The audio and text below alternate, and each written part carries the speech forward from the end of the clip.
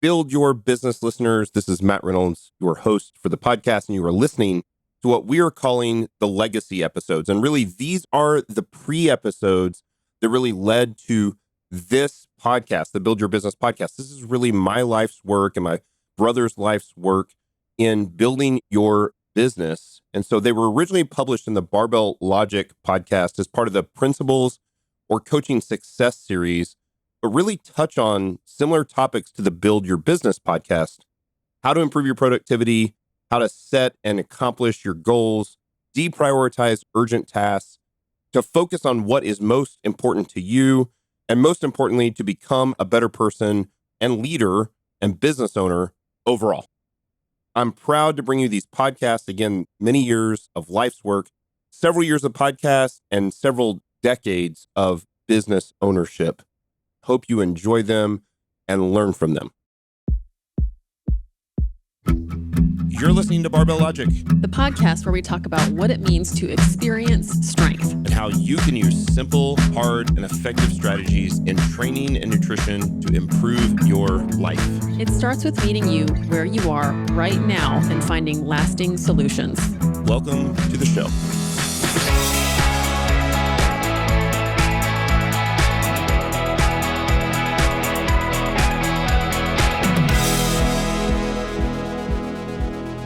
You're listening to the Barbell Logic podcast. I'm your host, Matt Reynolds. Hey, happy Friday, everybody. This is another episode of the Coaching Success series, and we'll dive right in as we usually do. I'm actually going to talk about something on the opposite end of the spectrum today, which is when to embrace urgency.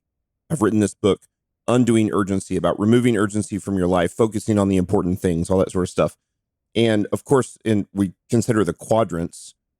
The most important things are never urgent. But there is the really important quadrant that is urgent and important. And we have to learn how to do efficient work there. And so the question is urgency ever a good thing? And the answer is, of course, yes, right? Now I'm going to read a little section from the book, and I'll kind of insert myself in some places. So this won't really be a true audiobook kind of section of the book. In sort of the closing chapters of the problem of urgency, we wanted to address this issue of, is urgency ever a good thing? Because it is, right? And so urgency can be a useful tool, but it's always unsustainable as a primary motivator.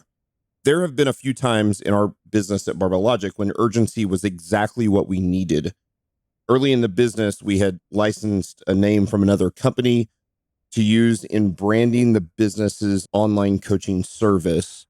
You guys know, most of you that are listening to this know that.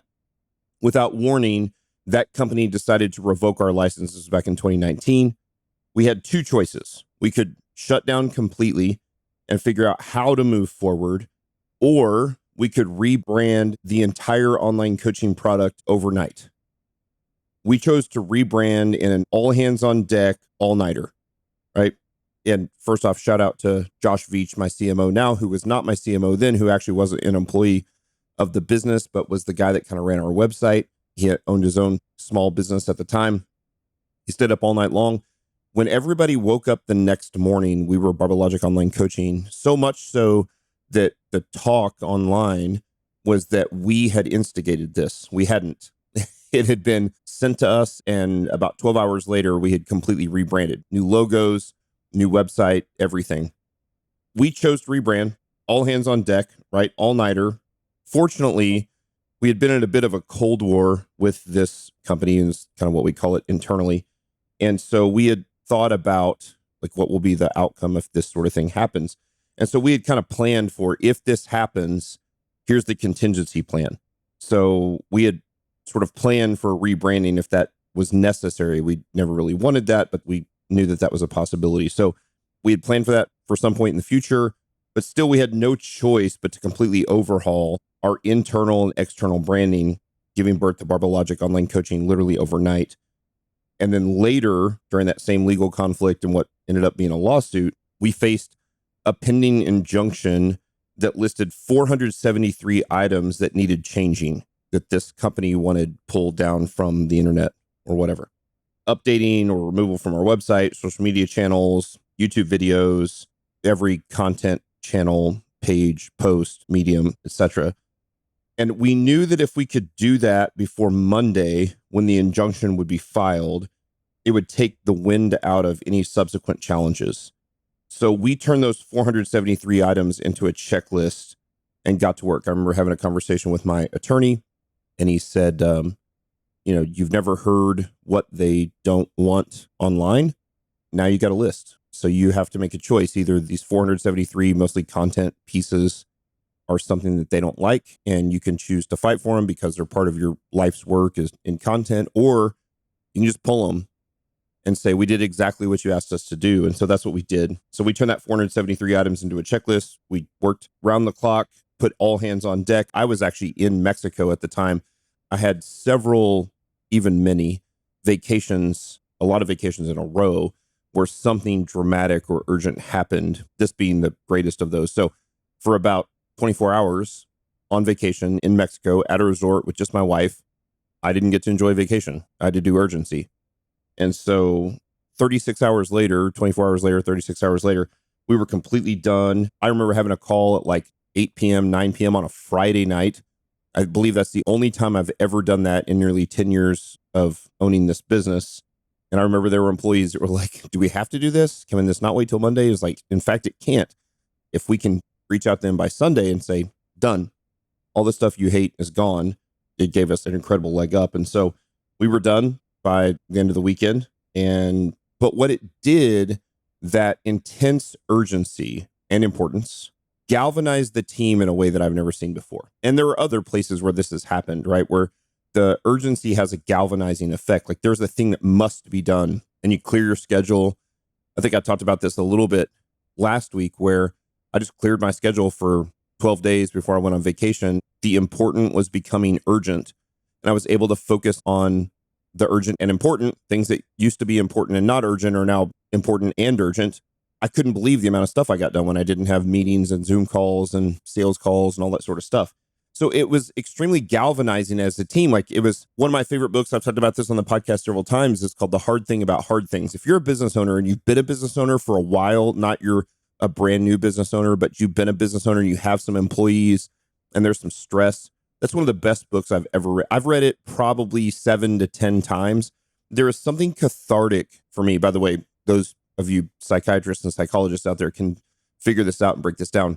I will read about horrific times in other people's lives. One of my favorite movies of all time is The Big Short, about the housing market crisis of 2008, 2009. And not only The Big Short, but I've watched every documentary about the housing market crisis. And we were somewhat affected, although we actually benefited from the housing market crisis at that time. It's a long story where we were able to kind of sell high and buy low. We got lucky. We sold at the height of the market to a guy in California who bought our old house for his daughter that lived here in the Ozarks. She was in a 2-year lease, and then he rented the house back out to us for another, 8 or 10 months. In the 8 to 10 months, he rented our house back out to us that we had sold to him. The market crashed, so we were able to sell high, and then we were able to find a new home. I think the house was and again, this is Springfield, Missouri, and this is 2009.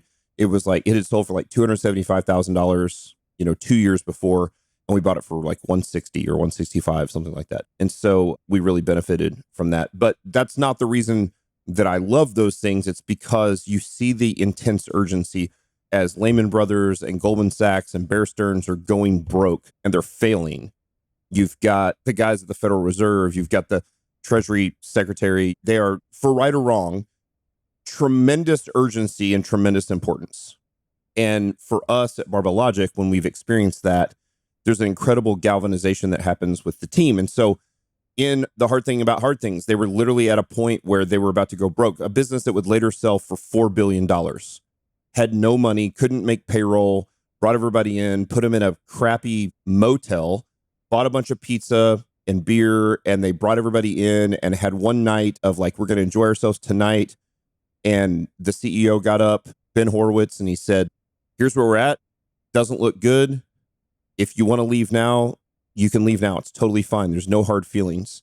But if you stay, we're going to work around the clock. This is not going to be 40 hours a week. It's not going to be going on vacation. It's not going to be, we're working on July 4th last night.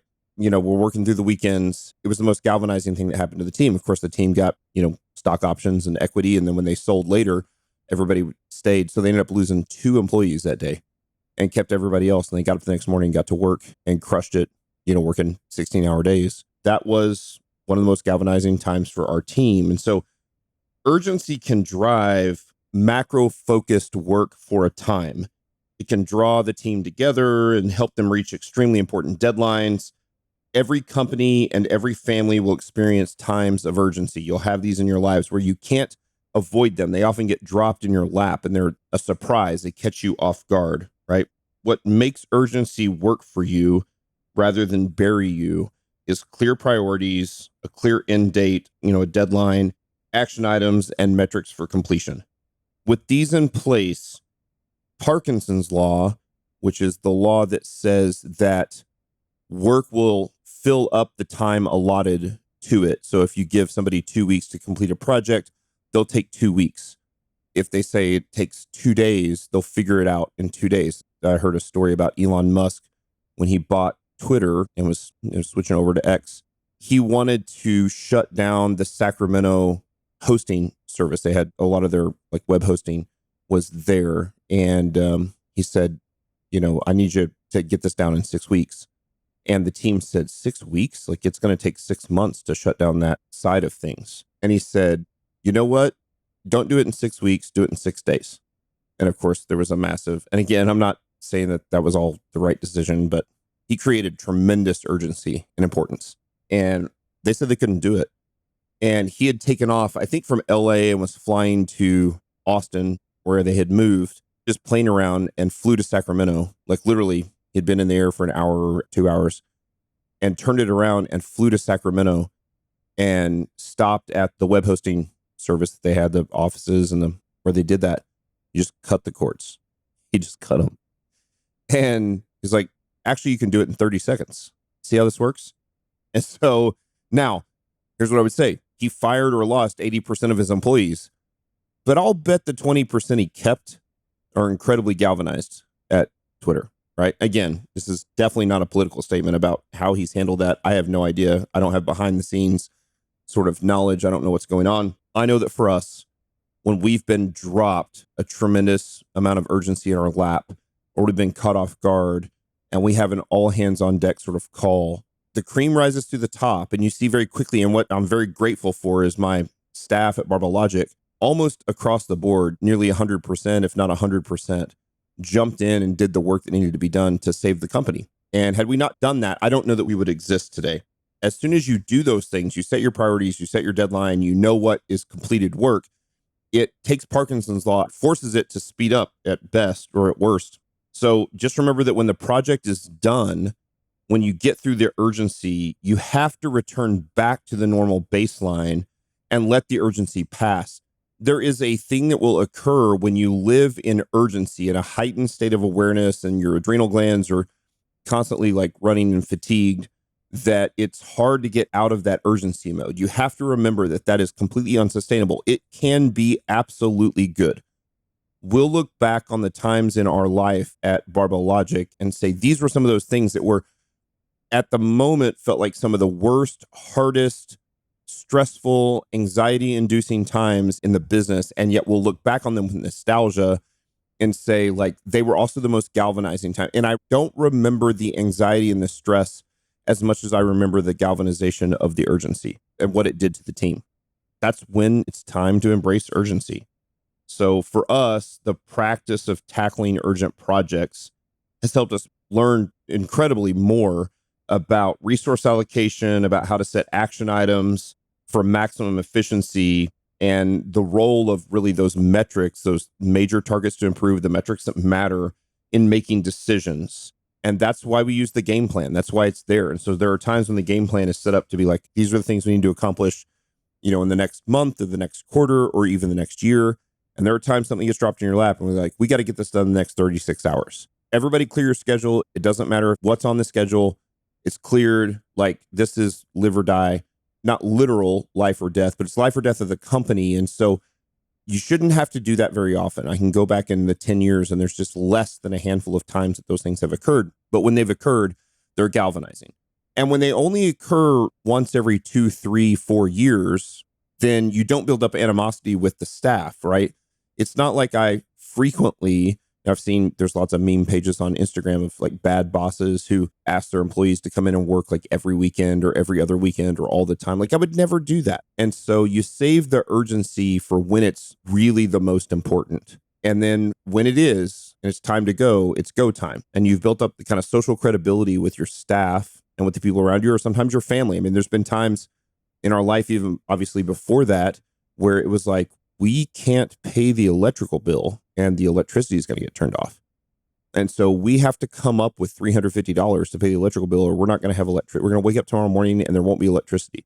And for some of you, it may be there, right? It may not be $1 million decisions in a business. It may be multiple $100 decisions to save the electricity or get the mortgage paid or whatever the thing is to keep your life running. But those times it's crazy because you'll start to look around the house. You'll be like, we can sell this. We can post this on Facebook Marketplace. We can post this on Craigslist. We can go out and do this odd job and get paid in cash and make the payment. Like whatever that thing is, there are times that urgency matters. And so there are times to embrace urgency. So I don't want to paint urgency in a 100% negative light because some of our greatest moments in business have been the urgent times. But if you live in those all the time, and I used to, when you're young and you're nimble and you're a startup, everything always seems urgent. And I thrive under that scenario, but it'll beat your staff down. And so I've had to learn over the years to just let things go, and things aren't truly urgent. And the stuff that bothered me years ago doesn't bother me at all anymore, and know when to pull the lever or turn the dial and say now's the time. Now is urgency. And if you're doing that once every few weeks, that's a problem. If you're doing that once every few years, that's probably about right? Like we've pushed the chips in the middle of the table or somebody else has, and we got to go right now. And everything else gets cleared, clear the schedule, no calls, no meetings. Here we go. It's time to get to work and dig in and work around the clock and drink lots of coffee. And here we go. So sometimes it's okay to embrace urgency. So if you're living in that, or if you experience that, or if you have one coming up and you probably don't know if you do, then it's okay. It's okay to embrace that. Know that if you do it and do it well, and I think there are a couple different personality types. There's the type that sees it and says, there's no other option but to dive in and do the work, complete it, and get through it. Again, it's the concept of the buffalo running into the storm. They see a storm coming from the west and they turn west and they run and they get through the storm. And then there's those who don't even run away from the problem. I actually think that's more rare. They just sort of lay down and die, and they don't swing for the fences. And of course, we've got episodes on that. We swing for the fences every single time. And there's times that maybe you're not going to complete the work and it's going to have detrimental effects no matter how hard you try, but you're guaranteed to not complete the work if you never try. And so trying doesn't guarantee success, but not trying guarantees death. And so in those moments of urgency, you've got to dig in deep and you got to give it everything you've got, swing for the fences. And so urgency is not always bad. It can be good sometimes. It can be galvanizing. It can be a thing that you look back on. You often don't remember necessarily your happiest times. You often remember with nostalgia the most stressful things that cause the hardest amount of work and involuntary hardship, because we've done voluntary hardship with things like putting barbells on our back and squatting and hard work.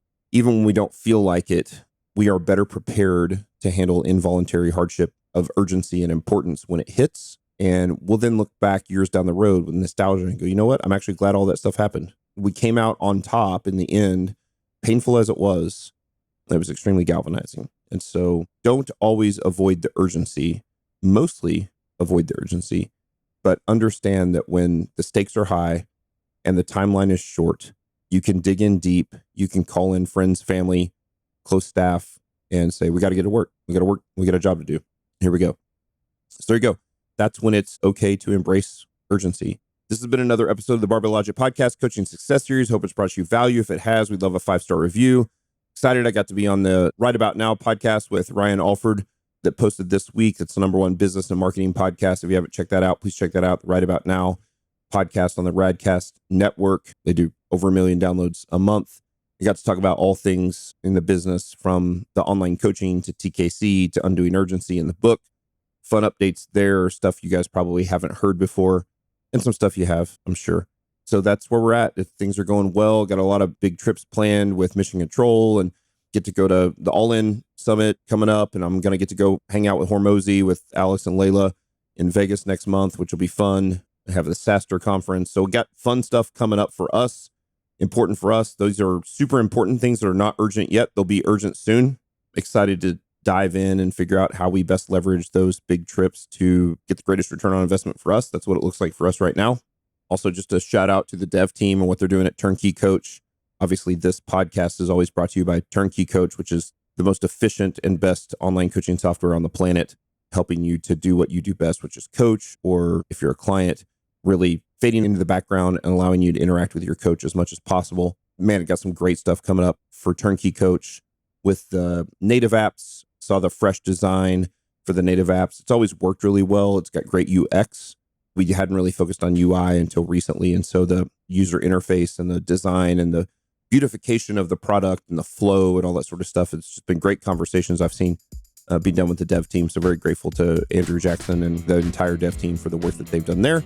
And so lots of fun stuff coming up on the horizon for Barbell Logic and the team. And I'll see you guys. Hope you guys have a great weekend. Hope you enjoy. Hopefully you're able to take today off. Had a fun time with family last night on July 4th. Take today off for the long weekend and hit it hard on Monday. So hope you guys have a great weekend. See you next Friday.